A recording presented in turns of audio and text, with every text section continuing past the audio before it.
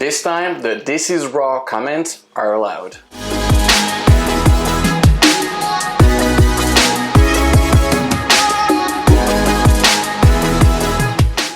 Welcome back everyone. Today we're traveling back to France in the 13th century to do one of the most classic and iconic French dish, the steak tartare. We are going to serve raw meat, but it is worthy. It is so delicious and you can really tune it up the way you want. And I'm not gonna do such a classic one today, there will be a couple twists. Two things remain to be done. For us to get cooking and for you, as always, to smash the subscribe button. Let's go.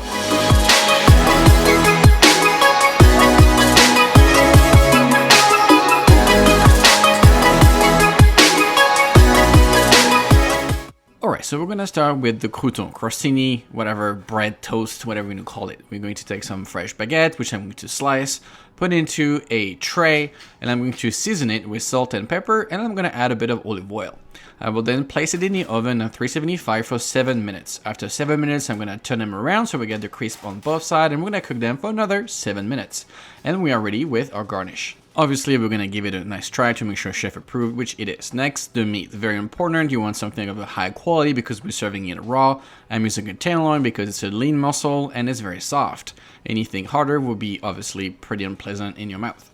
So we are going to slice it very thin. I mean, it's up to you. You could really mince it. I like to still have it chew, so I'm going to do some dice, as you see, like a nice brunoise of beef. And we're going to set that aside once we cut the whole tenderloin. The whole tenderloin should feed about 2 people. Next, we're going to start cutting the chives, making sure they're nice and thin, and we're going to put them aside. Then I'm going to start preparing what's going to go inside the bowl to mix the beef with. Starting with the shallots, which we're going to turn into a nice julienne, as I showed you in my video when I did the puffs last week. Then we're going to do that julienne, then we're going to transform the julienne into a dice, but again, you can watch the other video if you want to see more about it. Next, my favorite cornichon for I've been eating this probably since I was a child, probably 2-year-old, as far as I remember, and I love them. We're going to also dice them, and you can see I'm dicing everything very fine, so everything is the same size, and each bite will have the same taste. We'll put them into a bowl with the shallots, and next we're going to move on to the capers.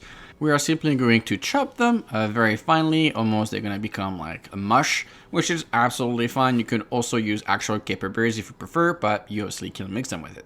Then I will add all the beef, and we're going to start the seasoning, starting with some Dijon fromage, a bit of olive oil, salt and pepper, very important, as well as lemon zest, and I'm going to add a bit of Parmesan, which is pretty unusual, but it's going to give us that nice nutty taste, which I appreciate. Then I'm going to add some Tabasco for that little spice. You can add as much or as little as you want, but I like mine quite spicy. We'll then add the Worcestershire sauce.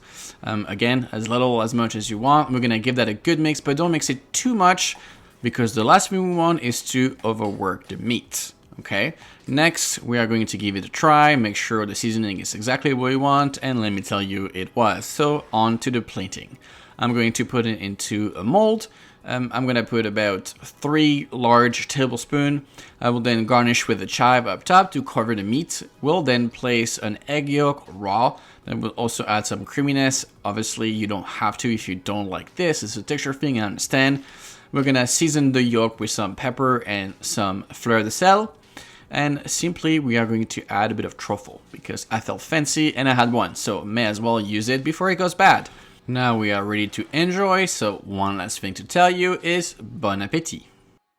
And here we have it, a delicious steak tartare with a side of crouton. Beautiful thing about it is you can tune it the way you want. More heat, less heat, gherkin, no gherkins, you do whatever you want. I added truffle and Parmesan, which is not classic at all, but that's what I like. If you enjoyed this recipe, please like, comment, and subscribe. And the recipe will be in the description as always. I'm about to try this, so you know I will catch you on the next episode. See you soon.